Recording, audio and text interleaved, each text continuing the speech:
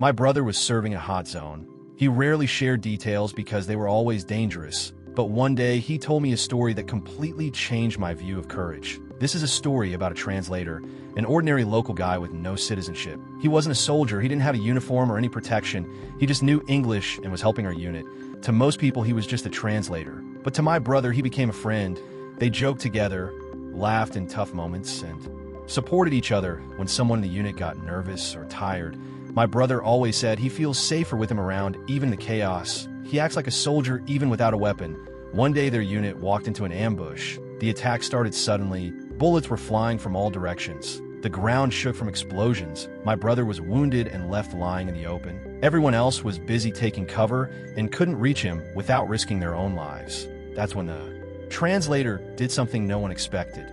He ran to help my brother. No body armor, no weapon. He just ran. I can imagine his gaze, determined, calm, focused. He reached my brother, lifted him on his shoulders, and started dragging him across the field under fire. Every step was dangerous. Bullets whistled past. The ground shook from explosions. People shouted and fell around them. But he didn't stop. He kept moving without hesitation. My brother remembered feeling a strange calm, realizing someone was willing to risk his life so he could survive.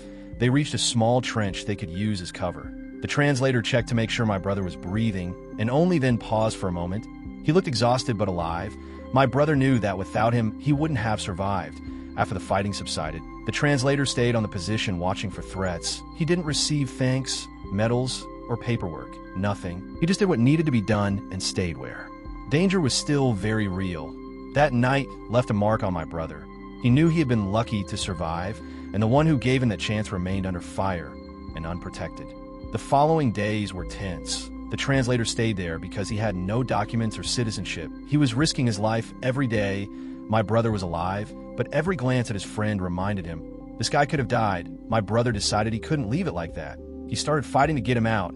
He wrote appeals, asked for help through the unit, contacted officials. Every day was a battle, both for the translator's life and to finally get him to safety. The process was slow and complicated. Bureaucracy, paperwork, security checks. It dragged on for months. Meanwhile, the translator stayed there, exposed to danger that could not be ignored. My brother never told me all the details, but I knew he didn't give up.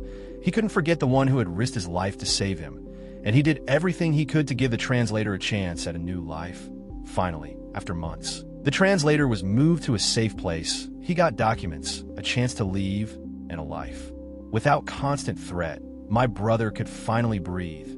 Knowing that the one who had saved him had survived, this story shows how lives can become intertwined in unexpected ways. One day, the translator saved my brother. Later, my brother, against all odds, saved him back. They both survived, and this experience became one of those stories you never forget, not because of medals or publicity, but because of a simple fact. They helped each other survive when everything around them seemed impossible. My brother always recalls those days as moments when courage and determination could change everything. The translator became like a brother to him, and my brother did everything to repay that debt, and it stayed with him forever, a bond formed in the most extreme circumstances.